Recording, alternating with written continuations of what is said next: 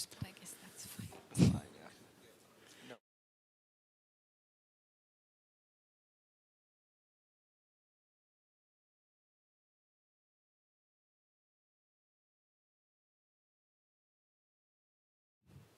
Okay. Welcome everybody to Nordic Culture Point in Suomenlinna Island in Finland. My name is Anki Hellberg-Sågfors and I work as a cultural developer here on the island in this beautiful building we are in. And we have started an artist residency called Residency B28 here a little over a year ago. And today we are very happy to introduce our current artists in residence. We have Andreas Constantinou and Aris Papadopoulos. Hello. You're very welcome. Thank you. And in Finland it's now minus 18 degrees, the sun is out, there is snow. So this is a good time to be preparing a project, isn't it? Yeah. And just shortly, Andreas is a performance artist and choreographer, and you have your own production company, Himherandit Productions, in Aarhus in Denmark. And you will tell more about that, and we will see some examples of the work you do. And then Aris, you work in Athens mainly, or that's your base. Yeah. And you have the Aris and Marta Exactly. performance group that you work with a lot, but you also work all over. And you are both an architect and choreographer and performer. Right. So we will hear a little bit about that combination also later on. And here at Nordic Culture Point, we follow safer space guidelines. So we want everybody to feel welcome and safe. And if there's something you need, you want to discuss about this, or that you don't, something that we can improve, you can talk to my colleague Vanya here, or be in contact for those who are on the stream. You can be in contact also later with me. So we are ready to start this artist talk, and we will be opening up for questions also from the audience at the end of the discussion. But I guess you're free to also jump in with questions. Yeah. Yeah. So we are ready for you, and I understand that you, Aris, wanted to start. Yeah, I can. With telling Yeah, a I bit will start. Yeah. how you work, because during the artist talk, this is more, we get more insight into how you're working as artists and what you've done up to this. And then later on, we will come up to what you're doing here during the residency. So I give the floor to you, Aris. Thank you, Anki, and thank you for you guys for coming and people watching online. My name is Aris Papadopoulos, and I'm a Greek artist and maker and performer, also working in choreographic realm, let's say. And I come from an architectural background, used to be an architect, and gradually moved on to the performing arts.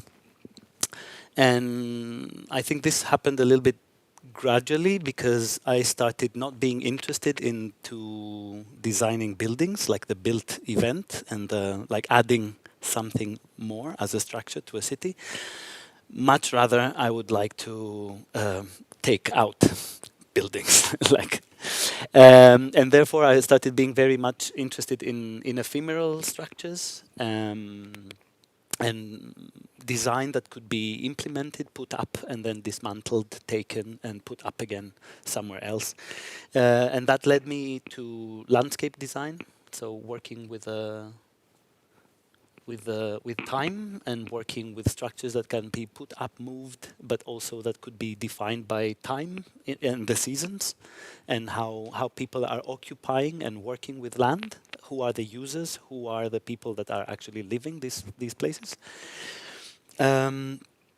And then gradually I got into walking practices and how does the body occupy space and carve trajectories and movement in space, and that coincided with me um, getting into dance and dance practices, which led to actually studying dance. And then I was interested in more choreographic work, which is what I'm doing now. So my whole trajectory is from the built event to the non-built event, but through body now. How can body create spaces through movement? And I'm currently working as a devising performer for other companies, such as Himherandit Productions, that we have been collaborating since 2017. I'm a maker of my own work independently in Athens and abroad, Europe mainly. But also I'm co-creator of this entity, this vessel that we call Aris and Martha, which is actually the names of me and my collaborator, Martha Pasakopoulou, and we are based in Greece, doing choreographic work within the expanded notion of the choreographic in Athens, presenting work locally, but also within Europe. And yeah, we are interested. We are interested in the current discourse of power, how power is implemented in artistic structures and in daily life. Togetherness as a sense that two people, how can they continue being friends and collaborators and on stage, also makers but also performers, and how can we renew that in every performative encounter? So this has been something that we were busy with, and that culminated in a duo work. We mainly did duo works, and we also call it a duo instead of a duet that has these connotations of gendered connotations of man woman. They are a duet as in with a classical sense, like in a classical dance sense, man and woman.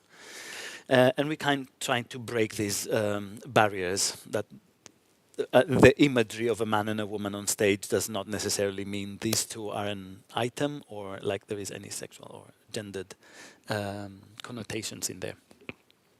And that culminated in a work that we called All That Matter, or Notes on Performing Friendship. And it was a work about friendship and how the two of us are being on stage and opening up our archive of past works, materials, thoughts, writings, and we bring that in an open, kind of an open source and an open choreography to the public. And that is a work that is not the same every time that is implemented, but can change as we changed in life. So it's a work that we would be able to do up until we were 70, for example.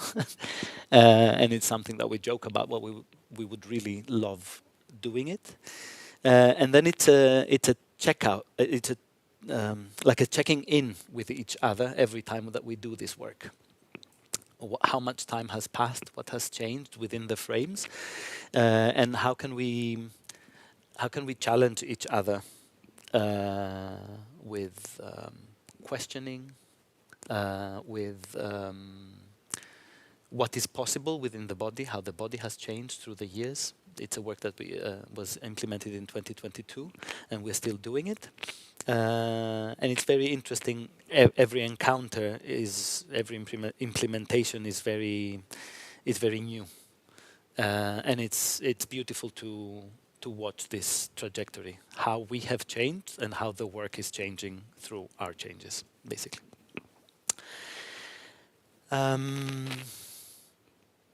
Yeah, and then we had another work. We were very much interested in imagery and the consumption of everyday imagery through social media feeds. We are bombarded by news and pictures and imagery that we are not really filtering or controlling. So there is things that are coming to our eyes, like with with a pace that is a little bit uncontrollable. So we were thinking about what is this mechanism that, and how can we play with that within the performing, within a staged work. So Skin Flick is a work about the pornographic society that we live in and the consumerist society at the same time that we live in. And pornographic in the sense that we are consuming imagery, we are consuming one another within the art realm, like artist to artist. We are consuming each other's work. We are taking references. We are, we are using what others have been doing, or in art, at least it's pop art as well. It has happened that artists are consuming other people's work in order to do their own work, as well as in society, that we are devouring, in enter commas, one another in order to. And also this within the capitalistic system, it's very evident to us that this is something of a mechanism. The more you eat, the more you want. So for this work, we compiled a huge video score that utilizes art references, still imagery, but also video, also from feeds, and various references related to pornography, the gaze. How do we look? We're looking at one another, and how do we want to be peeking into people's lives as well? So it's a huge score, video score, that we as performers are watching during the performance, and the audience is with their backs to the video, so they're watching us. So we are creating this triangle of a screen, us as performers, and the audience. So this is a loop that is going through like this triangle of information that is circulating, and then the audience is watching us respond, live responding, or reenacting, or improvising on the material that is being displayed on the screen that we only see. But in that sense, in saying that, also the audience is in in between, because they are watching us watching something. So our gaze is always fixed up. We are not engaging with the audience. So we are allowing them to enter into what we are doing. And at the same time, it creates this distance that these performers are almost not there at the same time, but they are there. Yes, there is a little trailer I can show you, and then you can have a better understanding of, yeah. Let's see, and then I can do.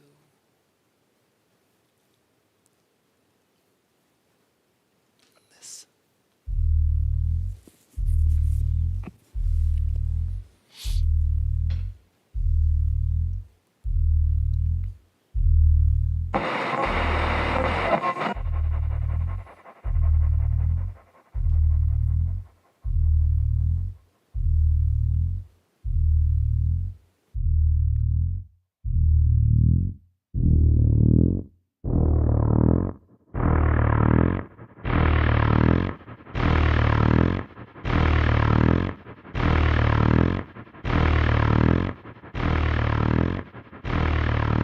But it's not pornographic.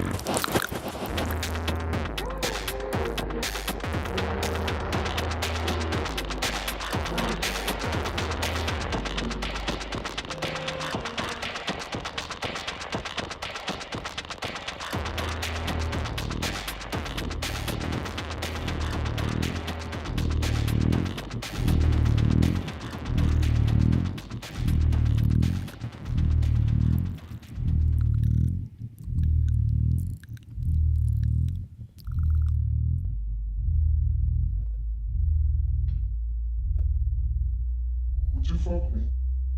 I'd fuck me.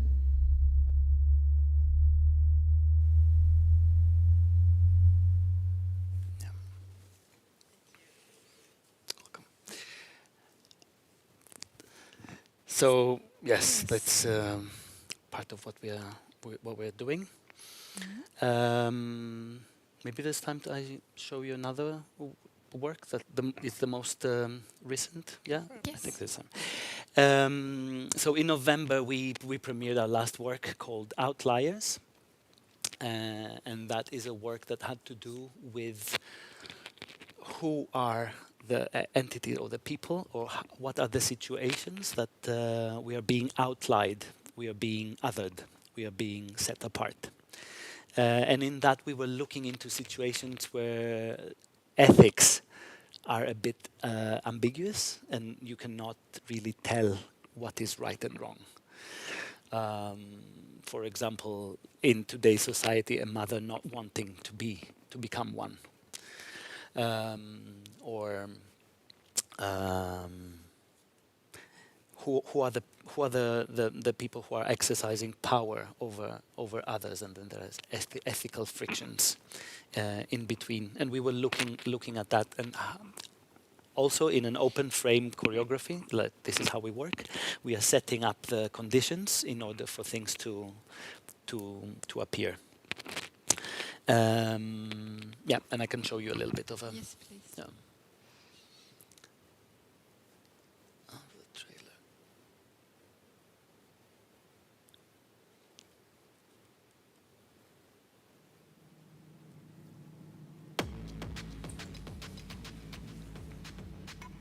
What actually happened?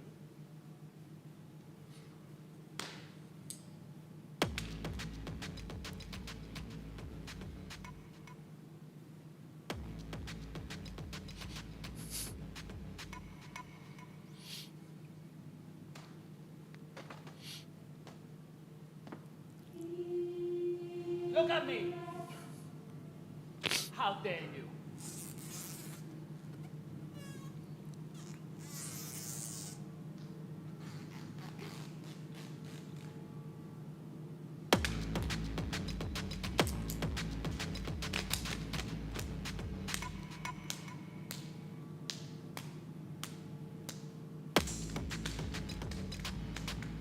Does this make me a monster?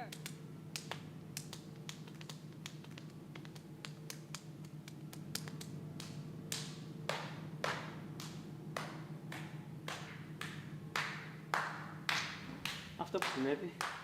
You do it, please.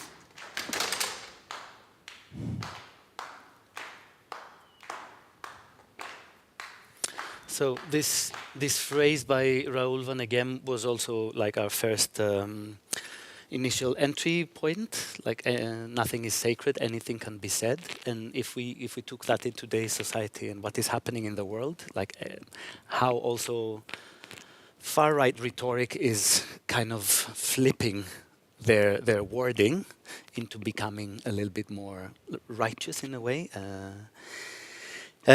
We were looking into these power structures, like power dynamics, and what is for somebody to use their power to suppress, and what is on the counter. What is it? What makes us kind of accept this implementation of power on us? Like, so we called it like an exercise, a rehearsal into submission. And what is this? What are we, as citizens, what are we submitting to? So where do we say no? How much are we allowing? And because for somebody, we believe that for somebody to implement and use their power and into abuse, then there's somebody who allows it in a way. And this is very dangerous also territory, and this is where the outliers are, in this danger of saying, but you allowed it. And then, but what are the conditions that are making me to allow for something? And this is a tricky territory. So we are playing on these lines of these power games, let's say. And that was also a little bit on the Greek Athenian realm, because the references we are using are very local, but at the same time, this is a very global nowadays issue. And this was in 2025 you did this, so it's very That was last recent. November, yeah. It was, so that's very recent. The year expired, yeah. Yeah, thank you for sharing. No, Really thank you so much interesting. for having the opportunity to. Yeah. Wonderful to get a look into your artistic practice. Yeah. And then we move to Andreas and your Himherandit Productions. See, hey everyone. Where to begin? So we're here for a project called Daddies. But before I tell and go a little bit into Daddies, I'm going to give you some context. I'm going to say a little bit about our organization, which is a queer arts organization. So everything we do is kind of born from this drive of, creating space for LGBT voices, creating space for otherness, and that kind of manifests first and foremost from my own drive for the fact of growing up queer in society that wasn't necessarily paved out for me at that time. And that kind of like my entire practice up until this point has been driven from this kind of core place. And so along the way, Himherandit was realized, and here I can say that my practice diverts into three very different strands. And there is like my own artistic practice, which is very clear. It's my, expression, creation, making, manifesting things into the world. That's one strand, of which Daddies is one of. The second is community engagement. And this is like, okay, beyond me, what can I do to create social empowerment, to create spaces where, and make visible voices that are very often invisible. And then the last strand is development for other artists, and this kind of manifested into a big festival, something called the Gender House Queer Arts Festival. So my organization has kind of like these three core things. So before I kind of, and I would like to also put out a question because we're not so many in the room. At any point, please just jump in and say, I've got a question or I've got a reflection, because essentially that's what's interesting. It's like dialogue, right? I'm going to show you a little clip of our work to get going, because I think that's kind of nice.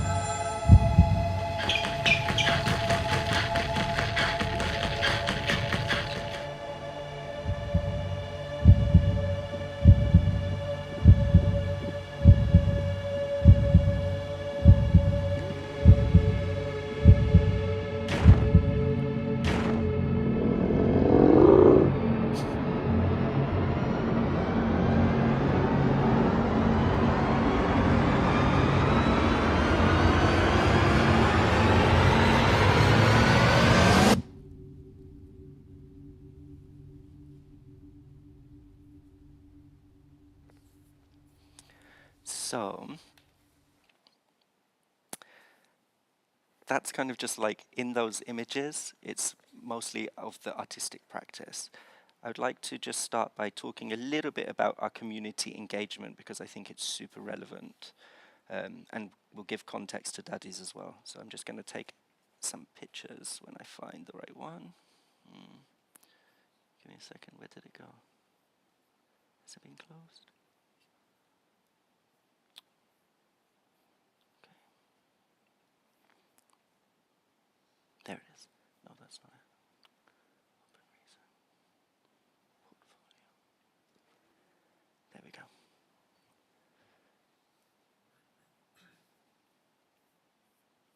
Okay, so with our community engagement work, here we go. This is a prime example. We often find different projects where we work with local citizens and we kind of create spaces, we can call them performative spaces, but essentially they are ways to frame people's experiences and stories in different locations that simultaneously kind of create visibility, social empowerment, and a great artwork. So a project like, I'm going to just go one down. Yeah, so this was the first edition of something which we called Home Queer Home, which, as you can see in this picture, there are lots of people standing there. So over the course of 5 weeks, I believe, we toured all through Denmark to outside of the capital, to small little areas. And we went into the homes or any place where a young queer individual considered home or belonging. We went to that location and we conducted interviews and video interviews as well, asking questions, lots of different questions about what is it like to grow up as a young LGBT person here in Denmark outside of the capital. And of course, this opened up a lot of different material, things around family, things around belonging, things around school, things around, how do one say, mirroring oneself. All of this came up. In total, we interviewed around, I think it's 60 people. And as you can kind of see at the bottom, there are a group of people standing inside these screens. So we created this like 7 big screens that could be installed in public locations, which played on loop these video testimonies of all of these young people.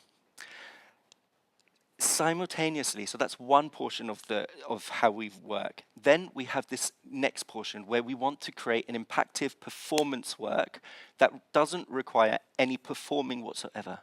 So we built this massive mirror and rainbow floor, and we gathered 80 youth from all across Denmark for 2 days to stay in this location, which was an old prison, a converted prison. And we created this performance. And the performance consists of very simple, the testimonies being placed into the room,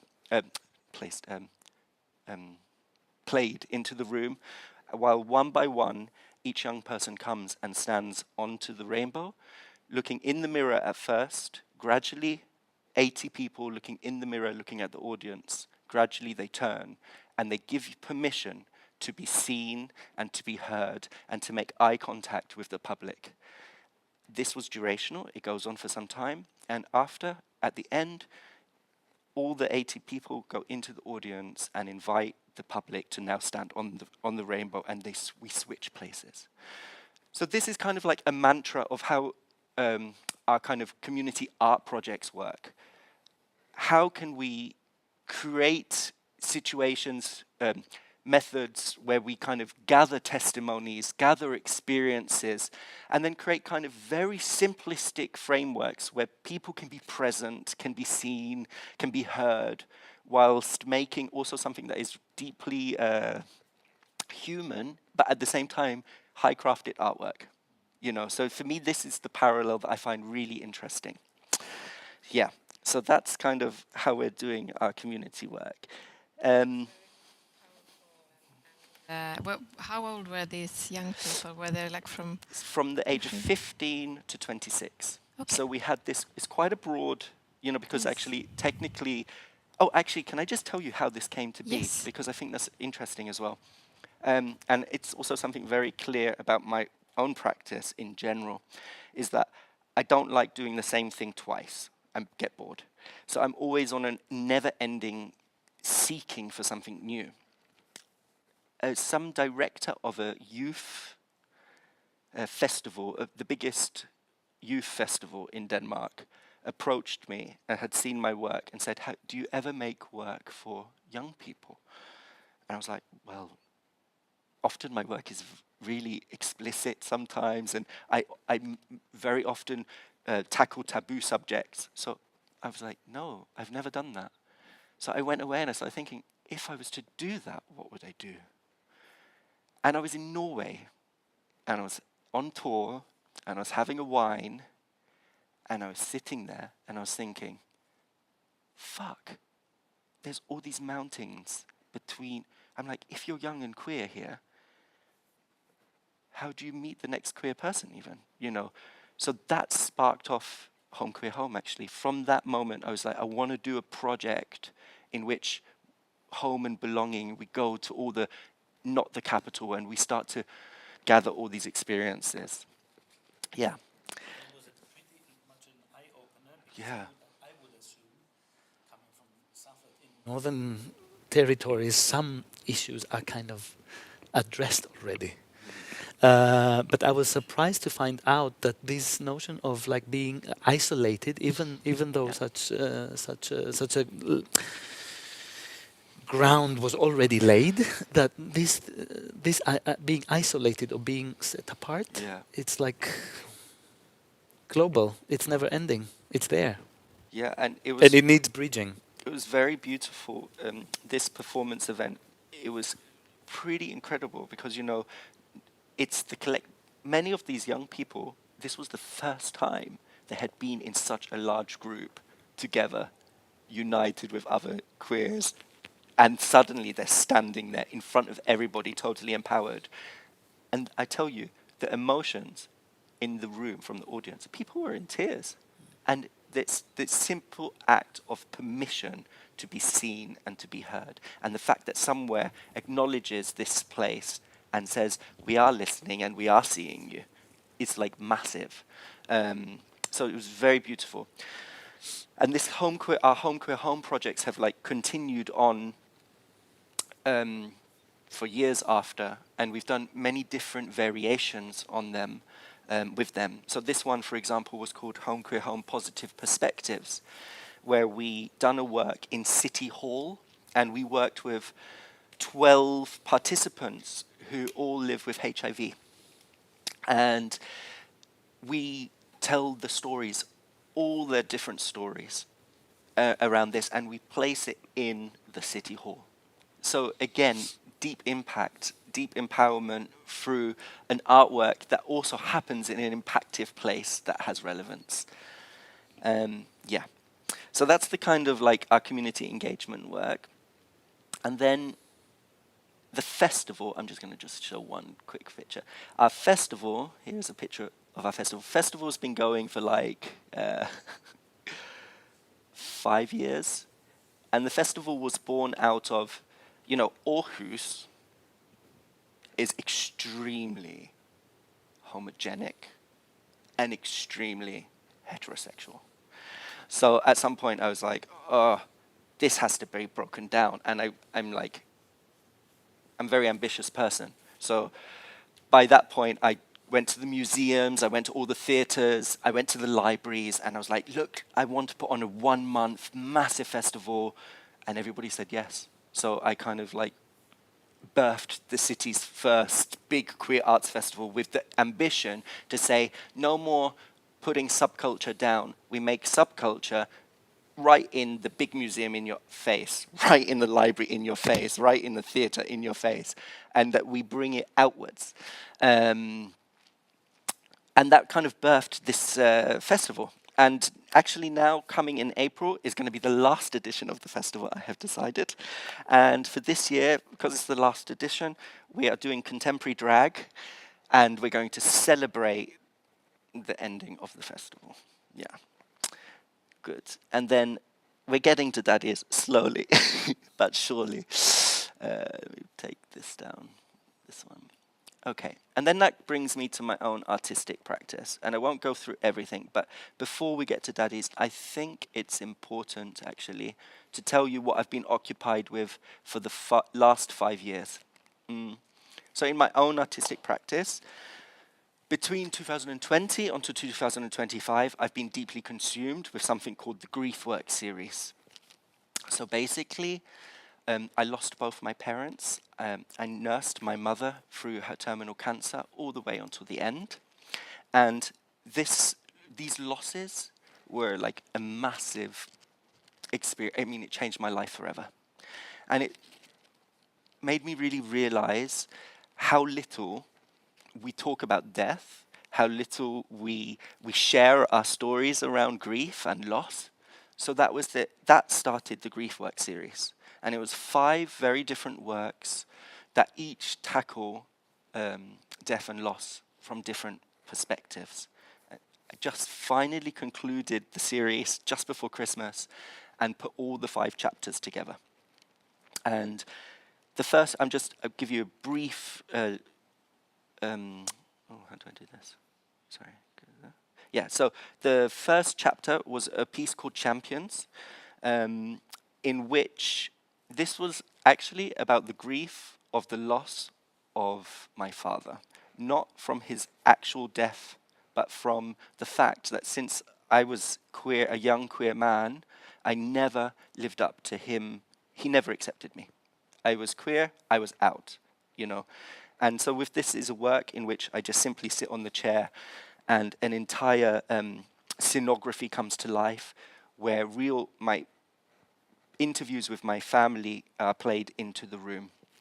And it concludes with a speech that I give at my father's funeral. So that's the first chapter was very much about the grief we can experience with the loss of someone who might even still be alive. This was moved on to the second chapter, which is a piece called My Undying Love, which was an immersive work for 5 audience at a time. And here I interviewed my mother through her last days leading up to her death. And these interviews made it into the work. And here I share with the 5 people the story of the last hour I spent with my mother. And then we go into this custom-built installation, which is a small chapel with videos all the way around. And I lay onto a hospital bed, close my eyes, and I suddenly become in the position that my mother was in. And the audience become the people that sit with this person. And what unfolds is a space where people have this simultaneous role where they can project their grief and their loss with this body here, but also they create the support and empathy for one who's also grieving. So this was My Undying Love. This moved on to a big stage work, which Aris was in, called Carcass, which was a study on the Tibetan book of living and dying. And it really actually was the study on what happens when we bring really confronting questions of living and dying to each other. So the first stage was with 6 performers. The first 2 weeks, I came in and I asked all the hard questions. I even, have you seen somebody dying? No? Let's look at that. This is what the end of life looks like. Like, what happens when we bring death and we let it in and we talk about it? How does that affect the group and what happens? And that became the essence of the work. So that transference from me with the dancers then became the job from the dancers with the audience. So socially, how do we work with death? The next chapter was a piece called Shroud, which is completely poetic world because it was about what the subconscious realm of grief. When someone dies, at the beginning we grieve. But when time passes by, grief lives in us, but not in our front part of our lives. It lives in us. And where is that place? So for me, it was like if I would dream, this is where my grief would manifest. It would be carried in my subconscious. So this was a work very much about veils. I mean, the shroud, that word means the white fabric that you cover a corpse with. So I was very interested in things we use to conceal, because it made a parallel for me with how our bodies and how our beings with time also, in order for us to live and get on with it, also conceals the grief. So yeah. And then the very final work was a community engagement work called Death Is Not the End, with 6 magnificent, beautiful citizens that have all experienced loss. So there was a refugee who loss of home and land, loss of parents, loss of a sibling, loss of your own child, and somebody whose own death is coming. And each of them shared their testimonies and experiences, and it was a site-specific work that took place in a church. Okay, that's what I've been occupied with for the last 5 years.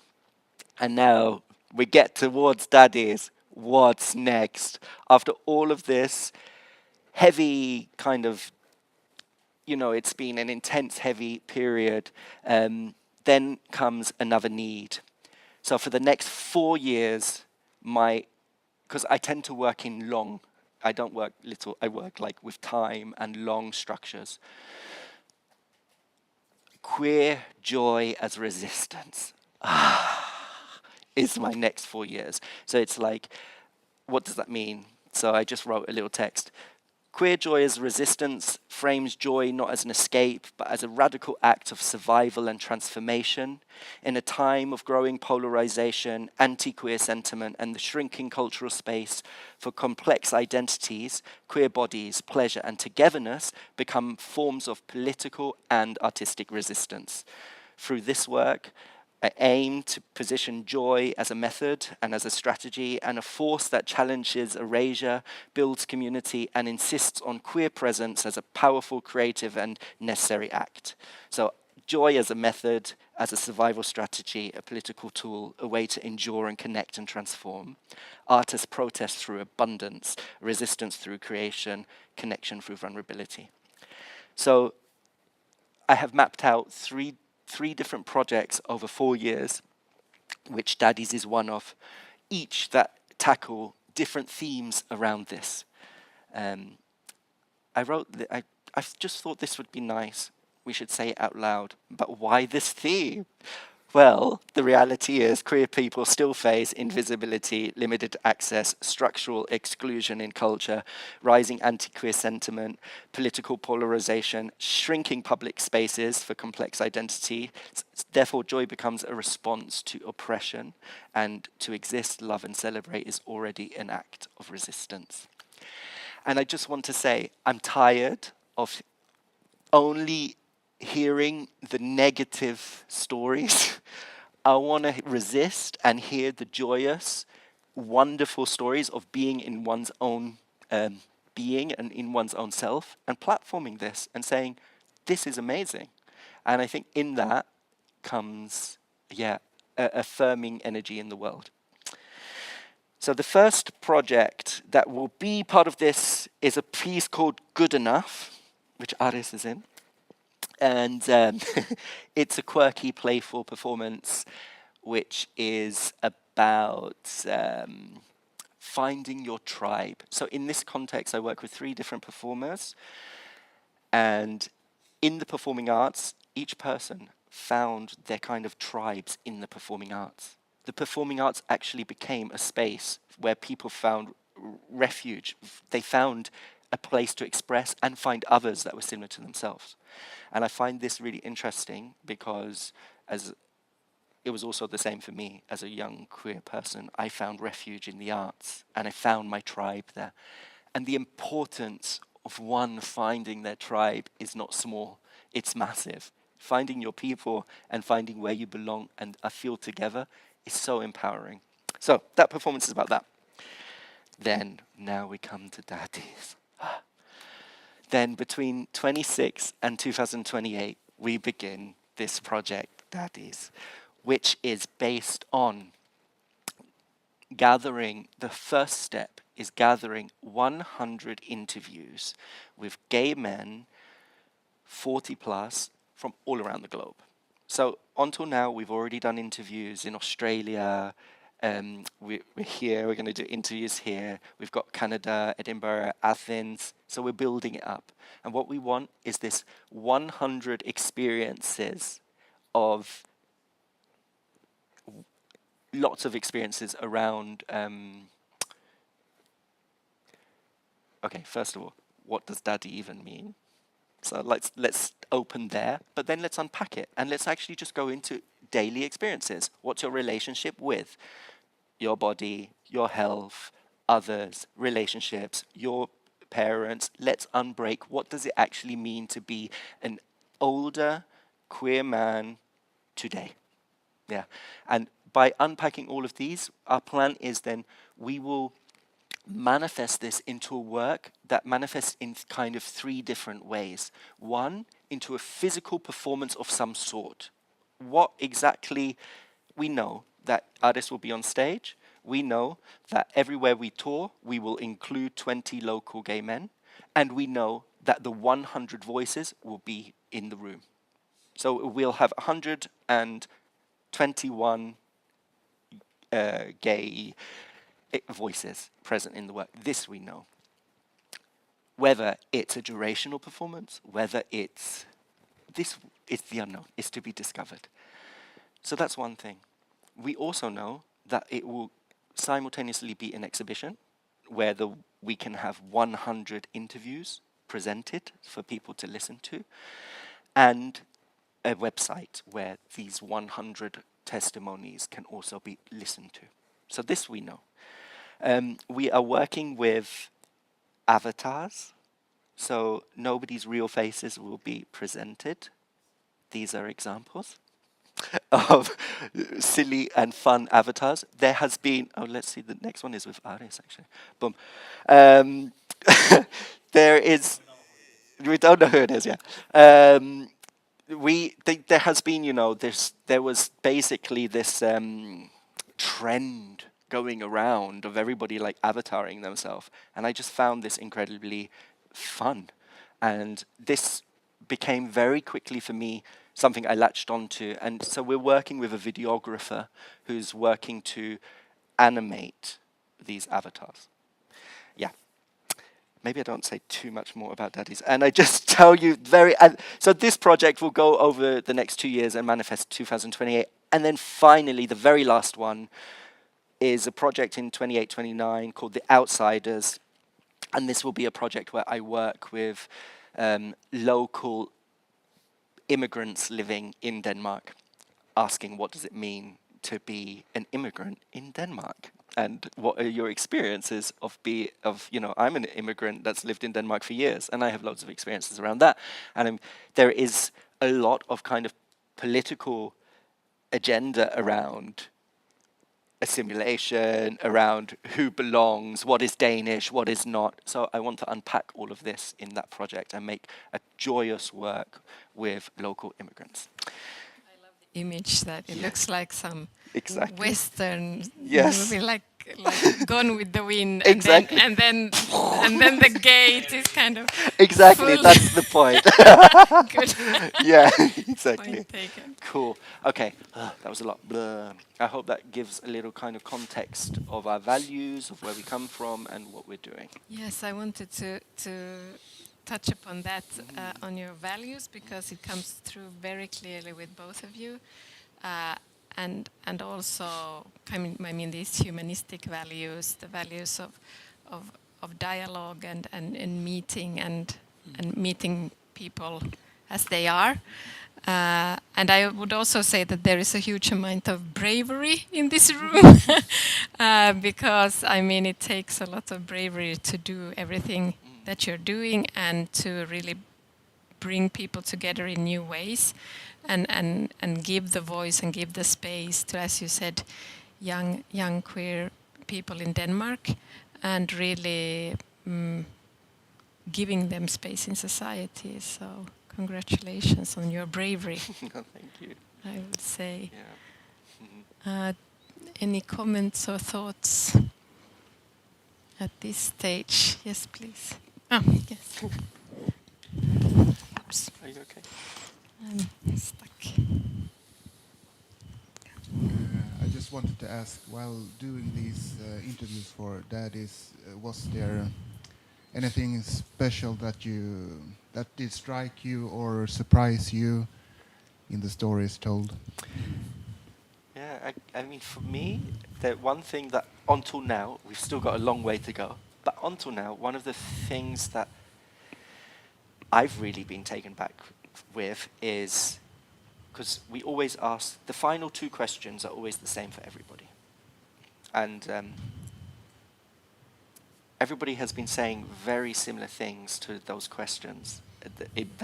I ask, what do you want to see from this performance of Daddies?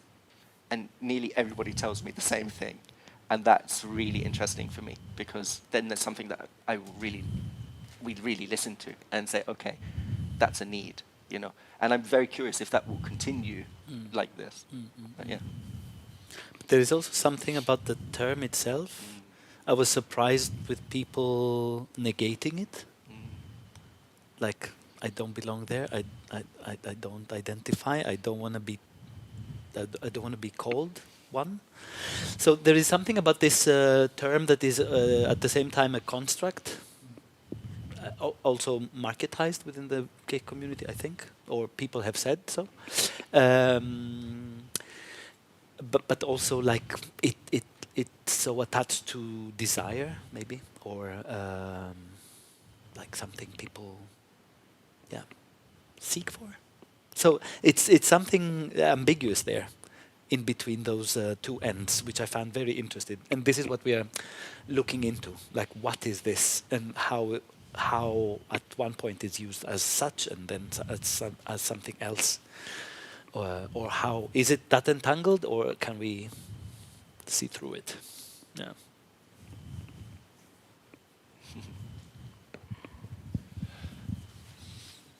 About joy as an act of resistance. I've heard different versions of that before. Play as a act of resistance, or different things that should like be positive queer as resistance. I've never felt that when I do things for fun that it is an act of resistance. Can't these things just remain fun? Do they have to be resistance? I mean, Yeah. I think that's like saying, for me personally, that's like saying, when I hold my husband's hand down the street, can't I just be holding my husband's hand down the street? But the reality is, when I hold my husband's hand down the street, people are looking at me. So regardless of how I feel, that becomes politicized. Provided that you have an audience. If there are people looking, of So, course. Yeah, of course, yeah. So it's about having an audience, being seen rather than what you do. Are we referring to the performance, or are we referring to the hand holding? No, I'm just thinking in general, general, what is Yeah, an act of resistance? yeah. Because if I'm in a club with only other queers, is that also an act of resistance, even if there is no audience? No, I guess no. That's really interesting, and I guess no. It's the context, right? It's like the global societal context of like opposing force, and for me, it's just like what I consider an act of resistance is to be in my own being, and that doesn't mean I have to perform, but just the being, and not allowing myself to be down or less or oppressed, but to actually celebrate my own authenticity. That it's not that I want it to be an act of resistance, it just becomes an act of resistance because it says, you know what, I'm not going to let anybody bring me down. And I've got like again, and this I think is like really different for everyone, but like on personal note as well, like my partner, his family, they're Polish, very Catholic, very homophobic, very religious. His mother, she's like my mum now. At the beginning, she was like anti-queer. You couldn't believe it. But with time, she met me, and I was nice. She liked me. There's a conflict there, and it's joyous. And she has gone like full circle. And I'm to the point that there was one time I said to her, I'm so proud of you, Renata. It's incredible. You're another person now, because love is coming through, and it's beautiful. However, there has been, last Christmas was the first Christmas we were at his family, and it was beautiful, and it was amazing. But before that, there was a period, a time, where his father was like, if you come, don't hold hands, don't. And then I say, I'm sorry, I'm just not going to come on this trip. Because I have to say, I have to look after the environment in which I am not wrong. And I'm not going to allow myself to be wrong. I'm going to be joyous and free. And it's not this is not my, when you're ready, we'll come and we'll be us. And last Christmas they were ready and it was great. So for me, it's more like, yeah.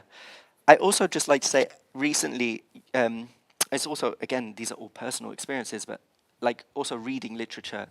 I grew up reading a lot of different literature, and then at one point I realized I'm also only reading straight male literature. And so the last 2 years, I only read LGBT literature, nothing else, And oh my God, the big difference that this is bringing into my life, because I'm being mirrored.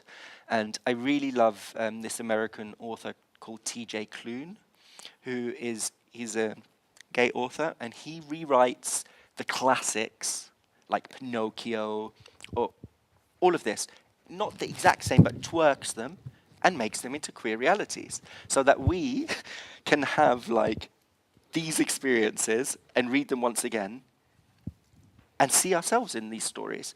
And when I've read his books, the overwhelming sense of joy I feel at the end of the book, the queer characters weren't burnt alive or having this trauma, or they were like fully liberated, joyous. And it's like, oh my God, that's like me and my husband there. That's me, and that's beautiful. And I find, for me, that's been very empowering, that it's like, it's joyous and I'm part of it.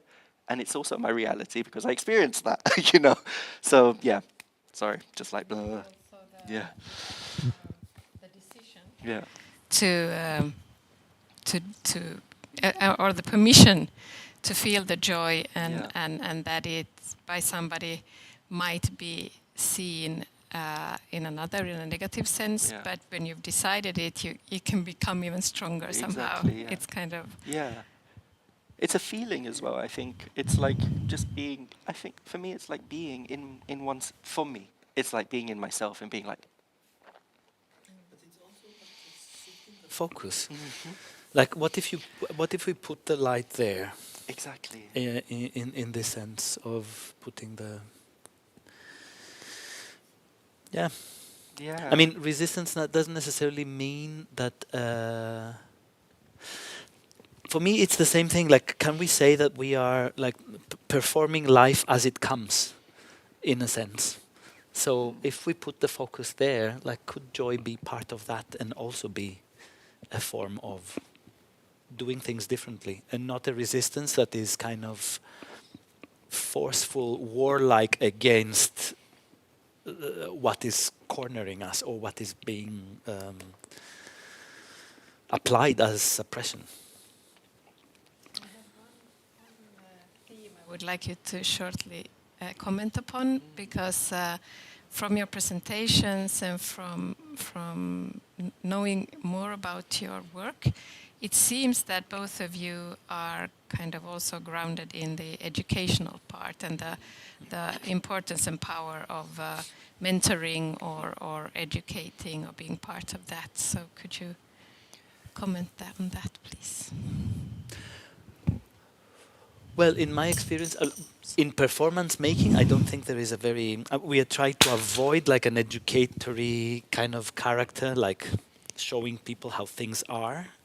But I think that we're doing that in a very subtle way, leading by example or leading by providing some ideas that manifest as a performative event, but doesn't necessarily point to one direction.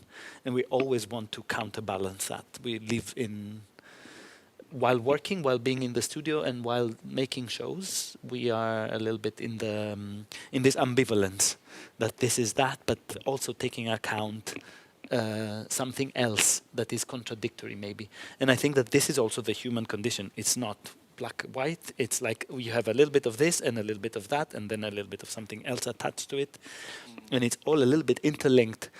So we like to. This is why I mentioned we like to condition the room. We like to condition the performative, the stage or the performance or the rehearsal space, for that matter, or the research that we're doing with questions, ideas, and then the whole thing manifests as a relay or as like a chain event of like, if I started picking this idea up, what do I take with? What issues, what matters, what paradigms, what examples are coming with it, and how do we deal with these things? Yeah. Yeah, I think in terms of, this is something that's been very kind of happening sometimes, but just happening, like unconsciously happening, like a sharing of knowledge or experiences, and like supporting, like it's the act of supporting others. And then now more very consciously over the next 4 years, I'm started this partnership with a cultural house in Aarhus. And I'll be specifically working with creating access points for young, queer, or not necessarily young, I shouldn't have said young, with queer people that don't necessarily have access into contemporary arts. And then trying looking at like, okay, where do people first even meet the contemporary arts and who has access to that? And if we're from very different worlds, how do we join our worlds and create a real safe dialogue that actually contemporary arts becomes part of your world? And then what I'm really interested in is then, which I'm not there yet, but the ambition is to then work with local institutions and do something to actually create access points into work. This is what I want to do. I want I want queer people or people from minority backgrounds in Aarhus to get jobs in the arts, because our institutions are mainly Danish, mainly from a wealthy background, mainly white, mainly heterosexual. And administrative. And yeah, exactly. And I want that to change. So I'm like, it's not going to change waiting for the institution that is biased and has systemic issues. So I'm like, how can I as a grassroots organization, even if in a small amount, do something to affect that? So aside of all of this, that's another thing I've got going on. And then just to go backwards, because I had one more thought, which was about Daddies, was about celebrating. Yeah. So, for example, what I think is also the act of celebrating, or joy, or whatever, it's like with Daddies, for example, all it's very varied, all the different queer experiences, and some of them are not palatable to the mainstream. You know, that doesn't mean they shouldn't be heard and up there. And that in its act for me is like saying, yeah, this is my lifestyle. This is how I live. This is my reality. That's powerful. And when you have many people sharing all these different nuances, that for me, it's like, I don't know, I'm like sitting in something and saying, yeah, just because maybe the main streams like, ooh, you know, it's like that doesn't, we have to sometimes be brave enough to say, well, but that is wonderful. This is also wonderful. So that's something that comes up for me, because of course we have, in everybody's interviews, you know, we have like very broad, different relationships, even to the term daddy, you know. I know there would be people that would hear some of the interviews of what's been said and would be like, oh, you know. And I think that's what I'm like, not the it's wonderful, but the wonderfulness of that is a reality, and that we should still not.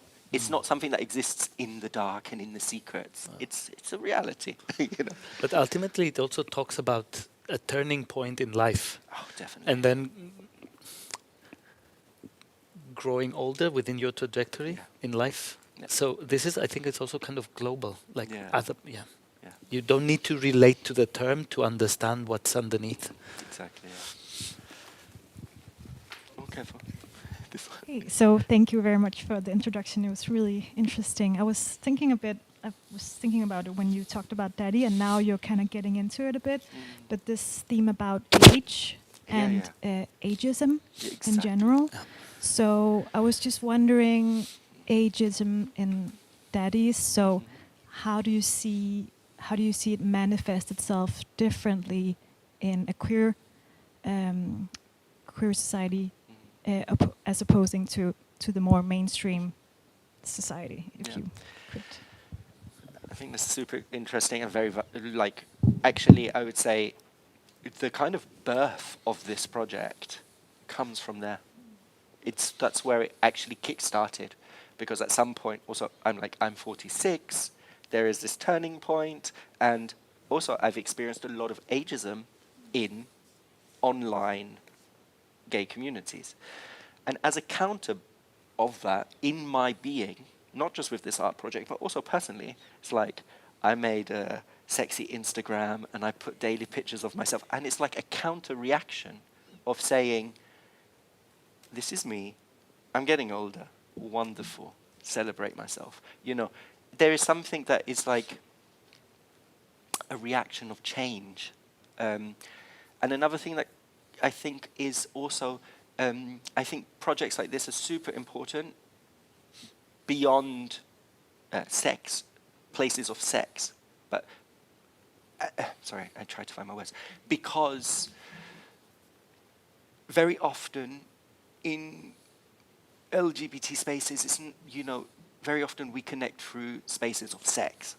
But where are the spaces for exchange of, like where were my queer grandparents that could tell me what it was like to ba ba ba ba, that's not something that is present on my everyday. It's something I would have to seek.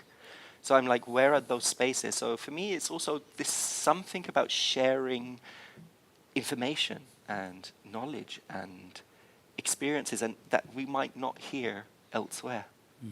And you probably won't have, maybe I'm wrong, maybe it's a lower percentage chance of having that conversation immediately on Grindr. It's like, I don't know. It just put it into question. Thank you. We will end the live stream here and continue discussion. Cool. Thank you. Thank you for coming.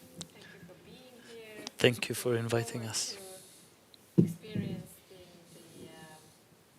the open studio next week to see what you've been doing while you are here in Helsinki.